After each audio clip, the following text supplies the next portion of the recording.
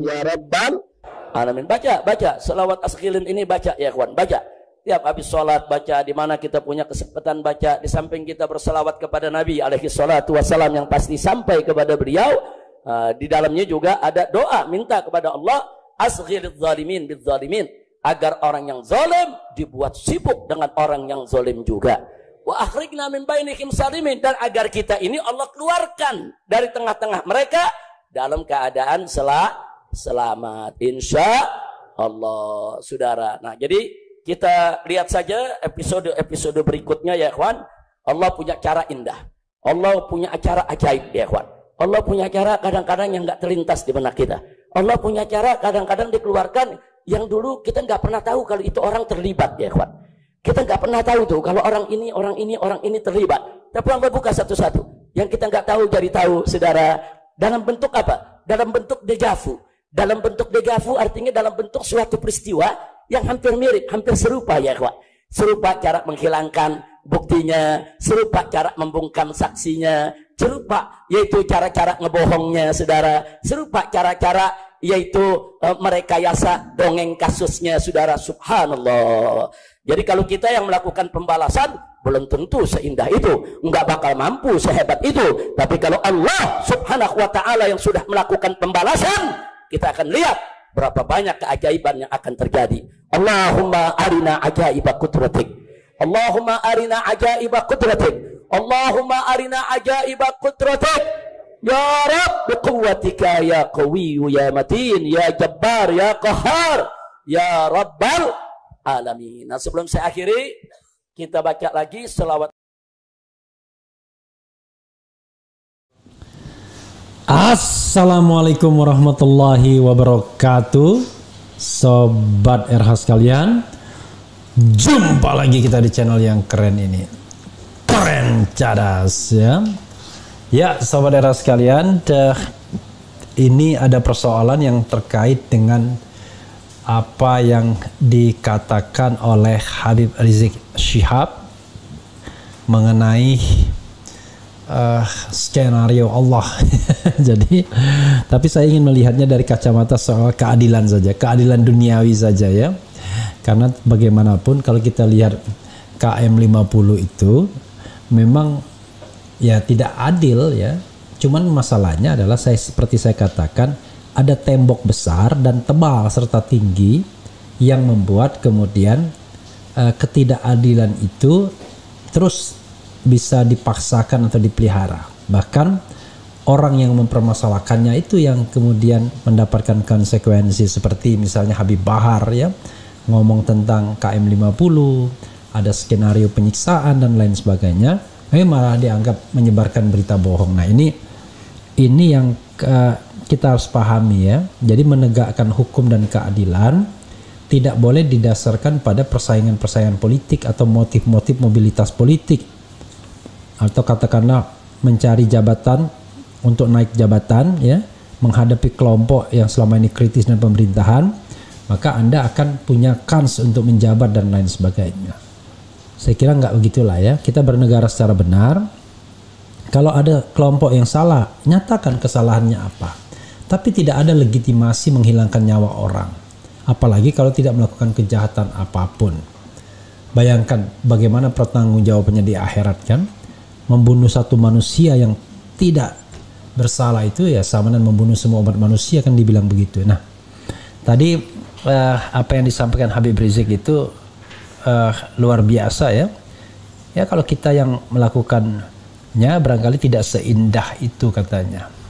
Coba kita bacakan, ini ada beberapa media yang memberitakannya, seperti Suara Nasional ya. HRS, episode ini tidak akan selesai. Satu persatu Allah ungkap para pelaku pembunuhan KM 50 ya. Sekali lagi, konsep kita itu yang bersalah harus menghadapi keadilan, tapi yang tidak bersalah tidak boleh. Dan tidak juga boleh mempersepsikan bahwa seolah-olah yang mati itu adalah orang yang berhak mati karena dia teroris atau calon teroris dan lain sebagainya. Kan nggak ada hukum apapun yang mengatakan dia bersalah. Nah, ini kadang-kadang menyedihkannya ya, kita sebagai anak bangsa melihat sesuatu itu kok dari sisi rivalitas. Jadi mau Brigadir J yang agamanya berbeda dengan 6 laskar FPI, dengan warga negara lainnya, harus mendapat keadilan tanpa mempermasalahkan latar belakangnya, suku, agama, ras, dan antar golongan. Yang jelas bahwa kehidupan mereka sudah direnggut dari mereka dengan cara yang patut diduga arbitrary, semena-mena, sewenang-wenang, unlawful. Nah, karena itulah kemudian keadilan itu ya jangan diterapkan diskriminatif, terutama oleh kekuasaan ya. Kalau kekuasaannya solid untuk menegakkan keadilan, maka masyarakat tidak akan terbelah. Demikian juga kalau masyarakatnya kompak, maka kekuasaan bisa dipaksa atau terpaksa. Nah, dalam kasus KM50 itu, kekuasaan sepertinya enggan, tidak ada political will, bawah masyarakat memandangnya sebagai persaingan politik, sehingga terjadi perpecahan, ya kan? Terjadi buzzer-buzzer yang sengaja untuk bahkan mengejek-ejek ya soal KM50 ini. Jadi sobat era sekalian, kita harus memperjuangkan keadilan yang seadil-adilnya. Jadi jangan kemudian kejahatan yang tidak ada apa-apanya, bahkan tidak ada kejahatannya, dibalas dengan penghilangan nyawa. Katakanlah misalnya menyerang petugas itu dianggap sebuah kejahatan. Ya bukan itu yang ditonjolkan. Yang ditonjolkan itu kok hilang nyawa. Karena tugas negara itu adalah melindungi segenap warga negara, ya kan? Sama seperti Brigadir J ini misalnya. Tidak bisa hanya karena dia berselingkuh lalu kemudian dia wajib dibunuh. Sah, halal darahnya, kan nggak bisa begitu. Sama seperti KM50, karena dia menyerang petugas, halal darahnya, kan nggak begitu. Diperiksa secara benar protapnya, apakah memang sesuai ataukah memang kejadiannya seperti itu. Nah, dalam konteks ini Verdi Sambo pernah ikut paling tidak memeriksa kan, sebagai Kadif Propam kalau tidak salah, memeriksa bagaimana governance penanganan itu, apakah memang sudah sesuai atau tidak. Nah, dia bersama Benny Mamoto misalnya tidak mengatakan tidak menemukan kejanggalan. Padahal banyak orang mengatakan banyak kejanggalan. Ya itulah yang terjadi ya. Oke. Kita bacakan apa yang disampaikan Habib Rizik, walaupun kita sudah mendengar tadi ya. Dari Suara Nasional ya. Oke. Allah telah memperlihatkan para pelaku yang terlibat dalam pembunuhan 6 laskar FPI KM50. Episode ini tidak akan selesai. Ini apa ada ininya? Apa yang awalnya ya? Ini udah awal ya? Oke.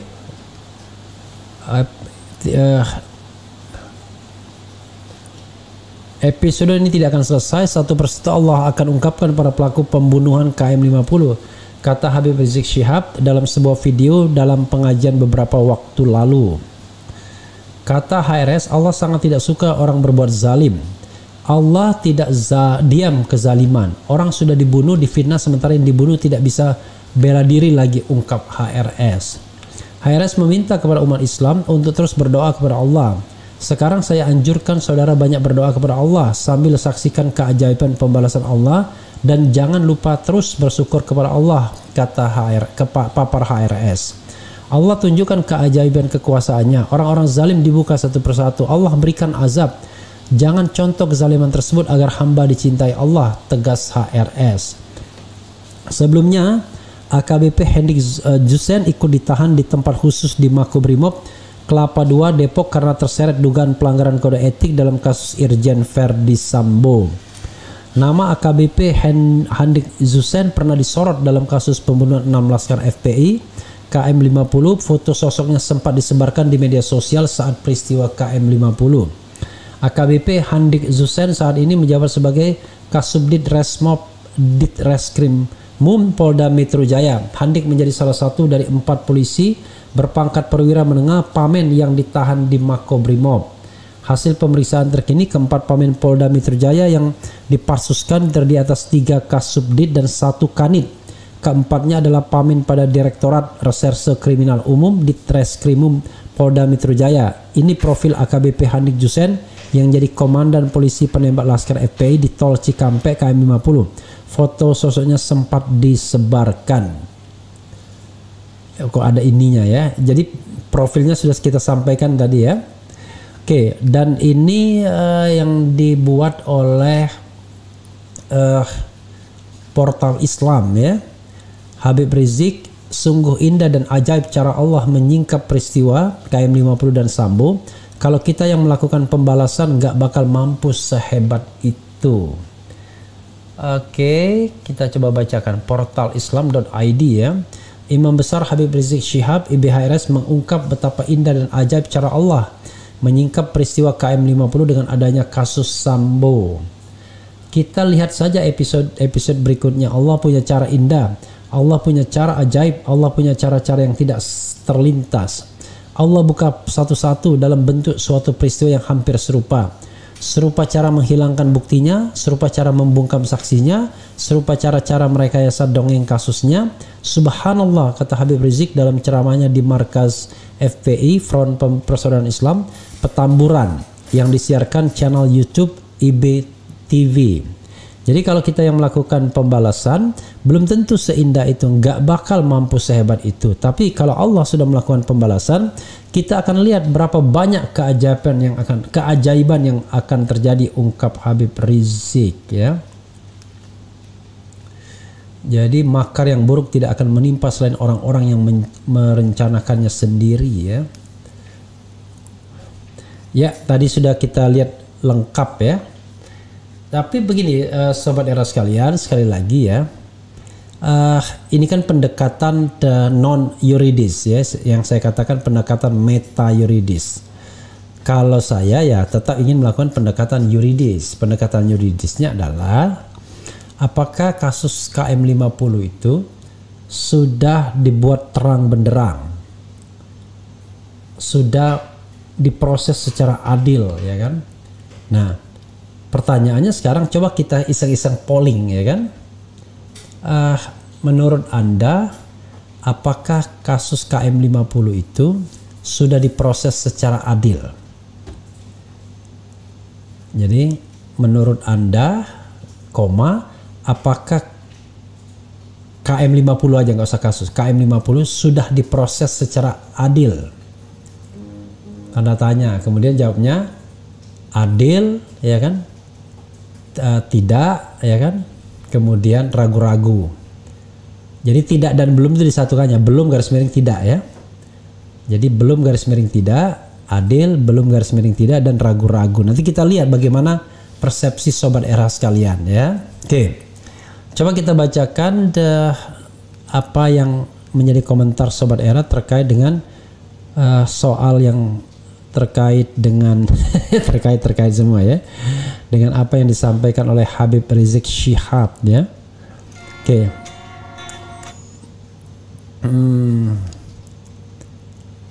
Kemudian tapi sekali lagi ya, jangan memandang ini dari sisi agama ya, pandanglah dari sisi penegakan hukum.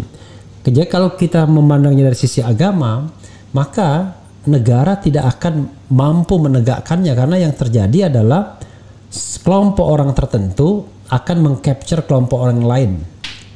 Jadi mereka akan saling sandra dan kekuasaan jadi bingung karena membenturkan kelompok masyarakat. Padahal sesungguhnya kan tidak demikian. Ini adalah problem yang terkait dengan penegakan hukum.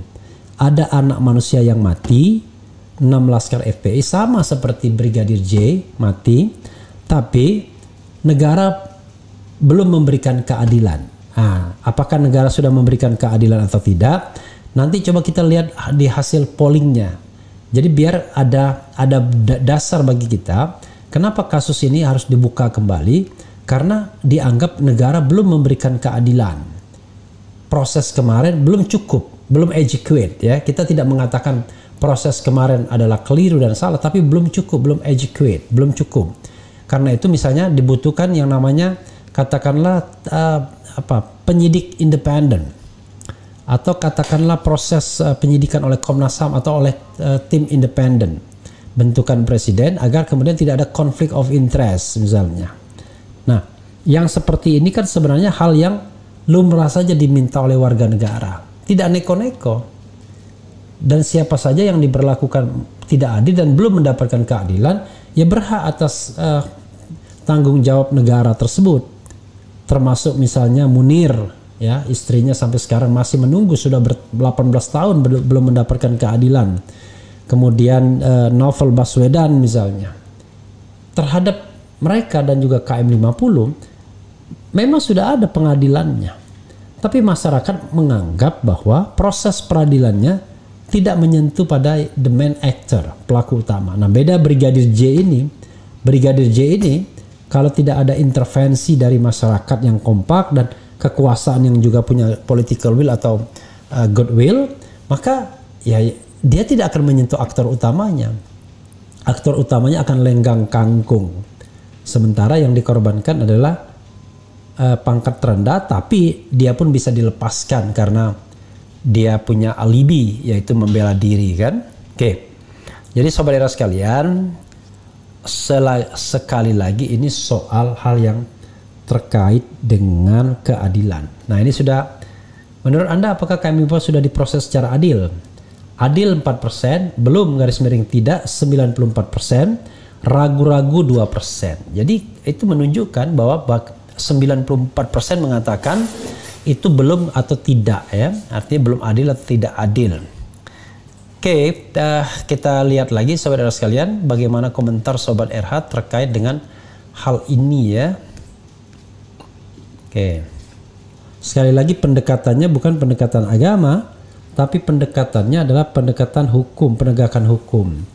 Ya, kalau agama dikembalikan masing-masing, tapi negara melakukan pendekatan itu pendekatan hukum, ya. Maman Sulaiman, ayo buka kembali kasus KM 50. Hidupkan lagi FPI yang jadi biangnya semakin jelas kok, susah mulai diperlihatkan Allah. Sudah mulai, ya. Alhamdulillah nggak ada karangan bunga buat penahanan FS dan 30-an oknum polisi pembunuh Joshua, ya. Oke. Pembunuhan, ya, mungkin, ya. Dibuka lagi 50 KM, ngeri-ngeri sedap. Saya yakin pemerintah tutup kuping. Hadir Cikarang Bang RH, saya yakin Mubahala sedang bekerja. Pelaku pembunuhan Brigadir J dan pelaku pembunuhan 16 LP sudah jelas. Otak pelakunya orang yang sama karena motifnya sama. Ya nggak bisa juga kita begitu. Tapi intinya adalah keadilan itu karena dianggap belum ada, ya, atau tidak ada, maka kemudian dia legitimate untuk dibuka kembali. Kemudian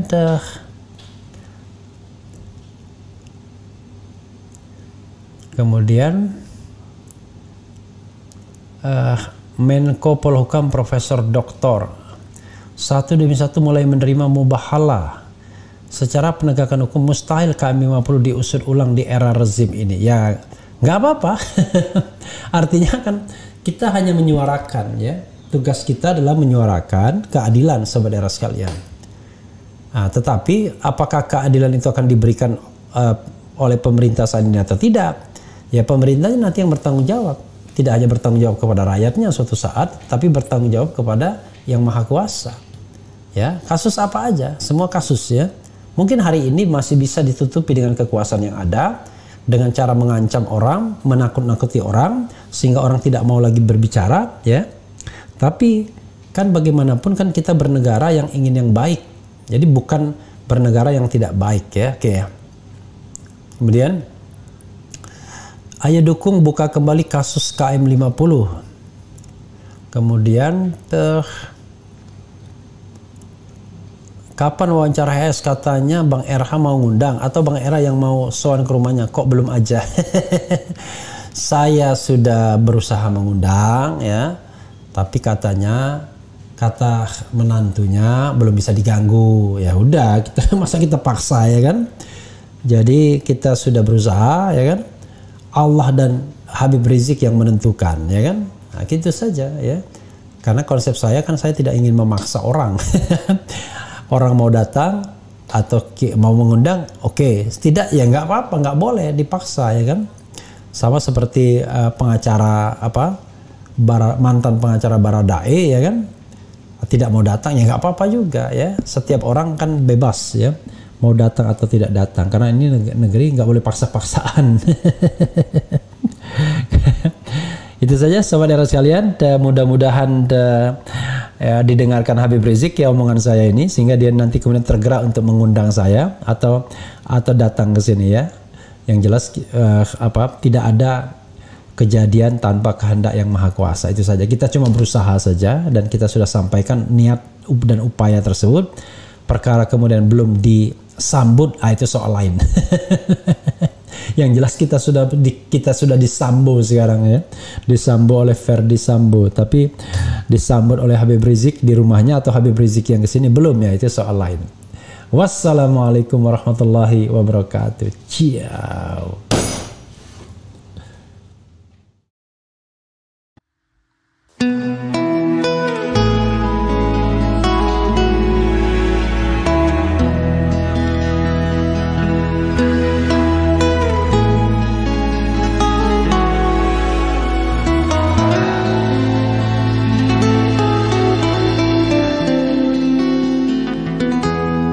Ketika matahari hanya di atas kepala panas melelehkan, ketika keadilan akan ditegakkan di hari akhir zaman. Padang yang luas tak ada naungan, tapi engkau pemimpin adil.